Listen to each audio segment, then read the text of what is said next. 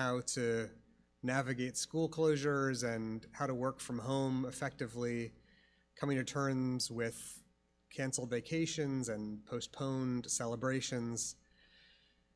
And sometimes just when we thought we were moving forward and we could see a light at the end of the tunnel, things grew dark again and we found ourselves moving 2 steps backward.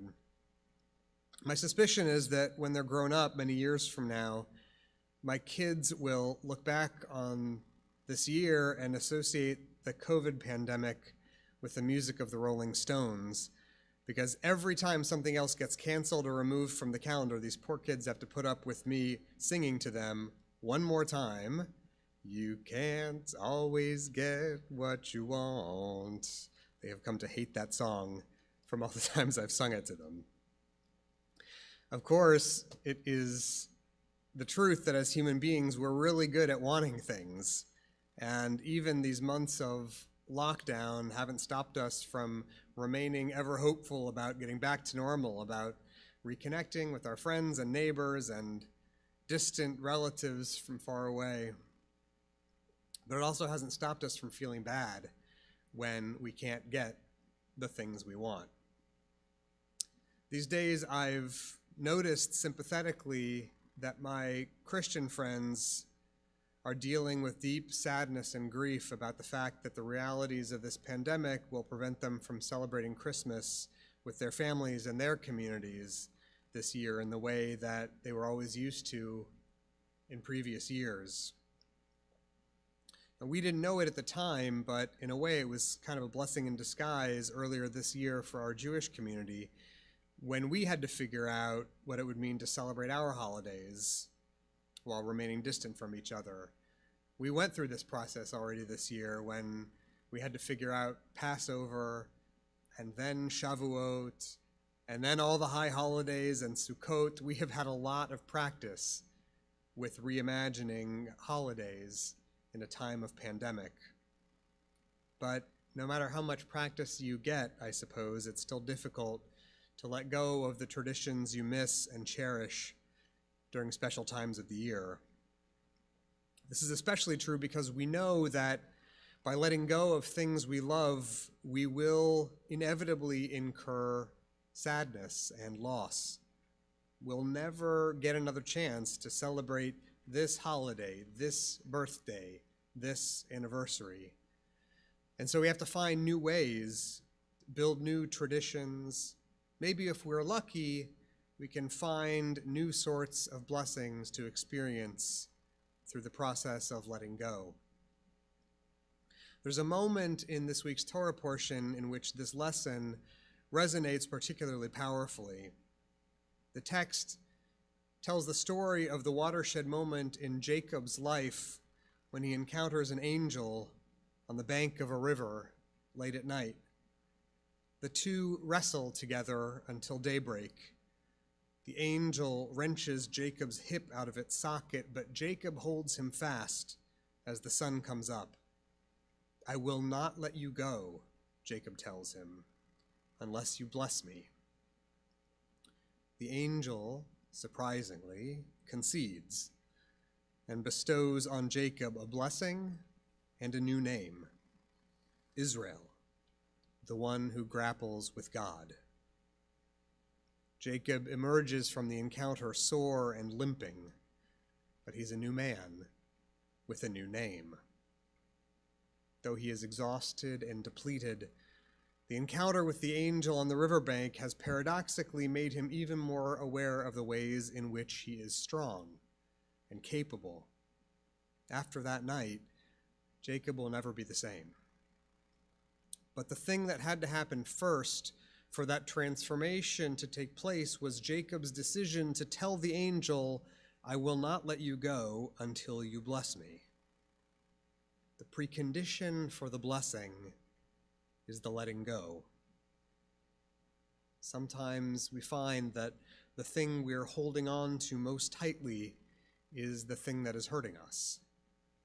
So in this year, when so many of us are confronting the reality that we can't always get what we want, it's worth considering and taking stock of what the things are that we're holding on to that aren't doing us any good. What are we afraid to release our grip on? What are we unwilling to surrender because we're afraid or unwilling to trade what is unsatisfactory for what is merely unseen? What are the things that just might yet yield unimagined blessing if we just take a deep breath and let go? Most of us have had times in our lives when we've resisted the work of letting go, even when it was necessary, because we knew it was going to hurt. Sometimes it takes a long time for us to arrive at our own riverbank moments when we finally decide to let go of the way things used to be so we can make room for what has not yet come into being. But when we finally take that breath and release our grip, we see that the world has taken on new form and color, and a new future that we never imagined comes into focus.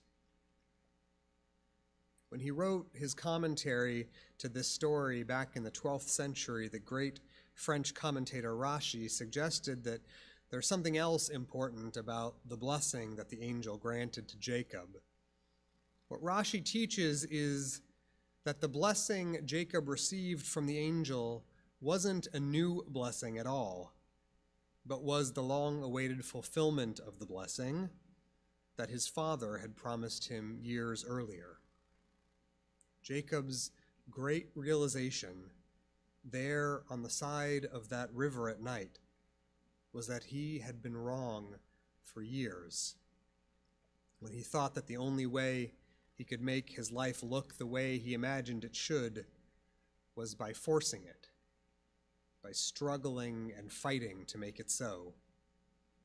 Instead, Jacob finally becomes the heir to his ancient family's blessing and the profound spiritual riches that awaited him by letting go of what he thought he wanted.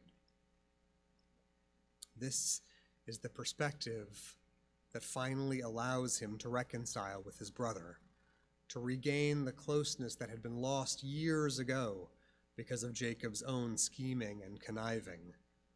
Only when Jacob gives himself permission to let go can he see the richness of his own blessing and see the value of love and family that are far more precious than the wealth and possessions he had gathered and hoarded over the years. When the two brothers finally reunite, tears streaming down their cheeks, Jacob looks into his brother's eyes and tells him wholeheartedly, for the first time in his life, to see your face is like seeing the face of God. Letting go of the things we cherish is never easy. It is hard to know that things in our life aren't going to look the way we always expected or always wanted them to be. At this season, during a very strange and disorienting year, there are lots of things that aren't going to look or feel the way they used to, and that's very difficult. Even we grown-ups have a hard time coming to terms with the fact that we can't always get what we want. That our people's ancient story reminds us again and again that at some point every new beginning looked like an ending. Our job is to breathe patiently through the letting go and to remember that we are not alone. Our ancestor Jacob struggled his whole life long, that it took this bruising conflict by the banks of a midnight river to show him for the first time that he didn't need to fight to inherit the future that was meant for him. His fate and his fortune would come not from his struggles with other people, but from his powerful encounter with an angel he held fast in a grappling hold that looked very much like an embrace. After that, Jacob finally became the man he was meant to be. Jacob became Israel, the one who wrestles with holy presences and prevails. And Jacob makes his way forward, as I hope all of us will, injured, perhaps, disappointed, perhaps, but newly sanctified and transformed into the selves that the world needs us to inhabit tomorrow. May it be so for us all. May the days ahead be a time of unexpected blessing and light. Ken Yehi Ratzon, may this be God's will.